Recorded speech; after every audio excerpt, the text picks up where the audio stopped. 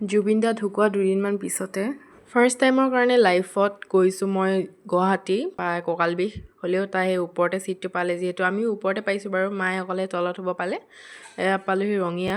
তাৰপিছতে এয়া চাংচাৰি নেকি তাত পালোঁগৈ আকৌ বাহঁতৰ ঘৰত ভাত চাত খাই গা পা ধুই মেলি আহি এতিয়া তামোলপুৰ যাওঁ ডক্টৰ দেখাবলৈ আৰু এইখন দলঙৰ তলেদিয়ে জুবিন দাক লাষ্ট টাইমৰ কাৰণে মানে এয়াৰপৰ্টৰ পৰা ঘৰলৈ লৈ গৈছিলে আৰু কিন্তু আমি ভাগ্য নাই যিহেতু আমাৰ টিকেটটো নাপালোঁ আমি 25 তাৰিখেহে পাইছোঁ আৰু এইফালে টোল গেটত 280 যাওঁতে 280 আহোঁতে দিব লগা হৈছে আৰু এইফালে ডক্টৰ দেখালোঁ তামোলপুৰত হয় এই জেগাডোখৰ জুবিন দাই সৰুতে যিখন মানে স্কুল পঢ়িছিলে বুলি কৈছিলে সেইখনে আৰু গাঁও আৰু এইফালে ধাবা এখন আছে